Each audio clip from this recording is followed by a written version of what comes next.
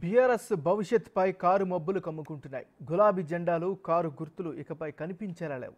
KTR political ఫ్యూచర్ను ఫలంగా పెట్టి కేసీఆర్ కవితను కాపాడుకుంటున్నారు. అసలు ఢిల్లీలో ఏం జరుగుతోంది? హైదరాబాద్లో భూకంపం రావడం ఖాయమేనా? Watch the story.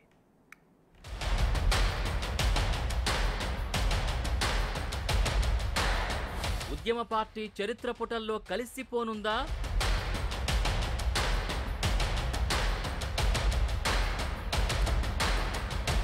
KTR భవిష్యత్పై car మబ్బులు కమ్ముకున్నాయా?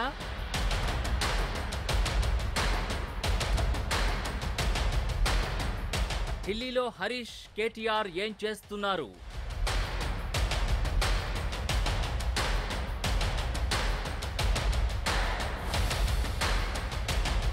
బీజేపీలో బీఆర్ఎస్ విలీనానికి టైం దగ్గర పడిందా?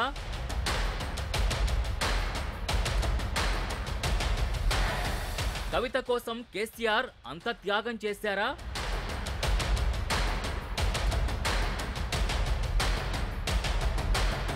ఉద్యమ పార్టీగా చెప్పుకుంటూ దాదాపు 2.5 దశాబ్దాల చెలామణి అయిన బీఆర్ఎస్ ఇక చరిత్ర పుటల్లో కలిసిపోయే సంకేతాలు కనిపిస్తున్నాయి.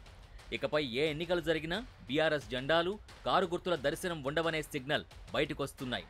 తనకు ఎదురేలేదని 10 ఏళ్లు పాలించిన కేసీఆర్ అధికారం కోల్పోయిన తర్వాత 10 నెలలు కూడా గడవకు ముందే డీలా పడ్డారు. అసెంబ్లీ ఎన్నికల తర్వాత పెద్దగా ప్రభావం చూపించకపోయినా చెప్పుకోవడానికి ఓ పార్టీ, దానికో గుర్తు ఉన్నాయి. కానీ గత వారం రోజులుగా ఢిల్లీలో జరుగుతున్న పరిణామాలు గులాబీ రంగును, కారు గుర్తును కూడా కేసీఆర్కు లేకుండా చేస్తాయనే చర్చ జరుగుతోంది. ఢిల్లీ లిక్కర్ స్కామ్ కేసులో అరెస్టై తీహార్ జైల్లో ఉన్న కవిత ఎన్ని ప్రయత్నాలు చేసినా బెయిల్ రావడం లేదు. ఈ కేసులోని నిందితులిస్తున్న వాంగ్మూలాలు బెయిల్ రావడానికి ఉన్న దారులన్నింటినీ మూసేస్తున్నాయి.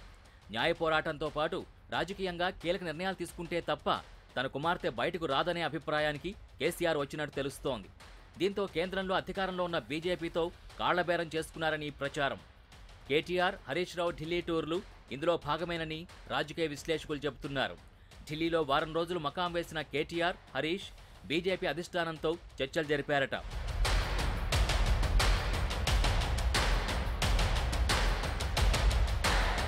బీఆర్ఎస్ను బీజేపీలో విలీనం చేయడం ఈ చర్చల సారాంశం. బీజేపీ జాతీయ అధ్యక్షుడు జేపీ నడ్డాతో కేటీఆర్, హరీష్ చర్చలు జరిపినట్టు తెలుస్తోంది. అంతేకాదు, ఫామ్ హౌస్ ఫైల్స్ పేరుతో కేసీఆర్ కేసు పెట్టి ఇబ్బంది పెట్టిన బిఎల్ సంతోష్తో కూడా బావమరుదులు మంతనాలు చేశారని ఢిల్లీ వర్గాల సమాచారం. విలీనం చేయడమే కాదు, దాన్ని ఎలా ఇంప్లిమెంట్ చేయాలో కూడా చర్చకొచ్చిందట. మొదటి దశలో బీజేపీలోకి బీఆర్ఎస్ రాజ్యసభ సభ్యుల్ని పంపిస్తారు. ఆ తర్వాత పార్టీని విలీనం చేస్తారు. ఇలా జరిగితేనే కేంద్రం సహకారంతో కవిత జైలు నుంచి బయటకొచ్చే అవకాశం ఉందని గులాబీ బాస్ ఆలోచన. అందుకే కూతురు కోసం పార్టీని పణంగా పెడుతున్నారని ఢిల్లీ, హైదరాబాద్ వర్గాల్లో చర్చ జరుగుతోంది.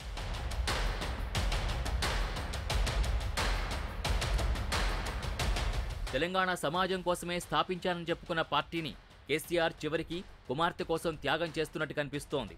ఇక్కడి వరకు బాగానే ఉన్నా మరి కొడుకు సంగతి ఏంటి అనేది పెద్ద ప్రశ్న. కూతురు కావాలా, పార్టీ కావాలా అనే ప్రశ్నకు కాస్త ఇబ్బంది పడుతూ కూతురే కావాలని కేసీఆర్ అనుకోవచ్చు. మరి కొడుకు భవిష్యత్తు కావాలా, కూతురు బయటికి రావాలా అనే ప్రశ్న ఒక తండ్రిగా కేసీఆర్ని చాలా ఇబ్బంది పెట్టక మానదు. కొడుకు, కూతురు గురించి ఆలోచిస్తూ కేసీఆర్ నలిగిపోయే ఉంటారు. లిక్కర్ కేసులో అప్రూవర్గా మారుతున్న వారందరికీ బెయిల్ వస్తుంది. కవిత బయటకు రావాలంటే అప్రూవర్గా మారడం ఒక్కటే ఉన్న మార్గం. కానీ అప్రూవర్గా మారితే తప్పును అంగీకరించినట్టే అవుతుంది. అప్పుడు కవితతో పాటు బీఆర్ఎస్ నేతల భవిష్యత్ ముగిసిపోయినట్టే. దీంతో పార్టీని బీజేపీలో విలీనం చేస్తే అప్రూవర్గా మారకుండా కుమార్తె బయటకు రావచ్చని కేసీఆర్ ఆలోచన. అందుకే కేటీఆర్ భవిష్యత్తు పణంగా పెట్టి కవితను బయటకు తీసుకురావడానికే గులాబీ బాస్ మొగ్గు చూపారు.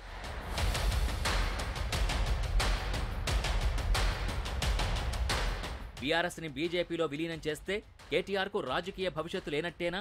అంటే భవిష్యత్తు ఉంటుంది, కానీ ప్రయారిటీ ఎంత ఉంటుందనేది పెద్ద ప్రశ్న. బీజేపీ మొదట సొంత పార్టీ నేతలకు, సంఘ పరివార నేపథ్యం ఉన్నవారికే ప్రాధాన్యమిస్తుంది. ఇది అందరికీ తెలిసిందే.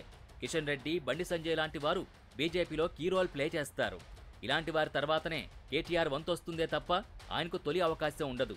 ఇవన్నీ తెలిసే కవిత కోసం కేసీఆర్ పార్టీని, కొడుకు భవిష్యత్తును త్యాగం చేస్తున్నారని ప్రచారం నడుస్తోంది.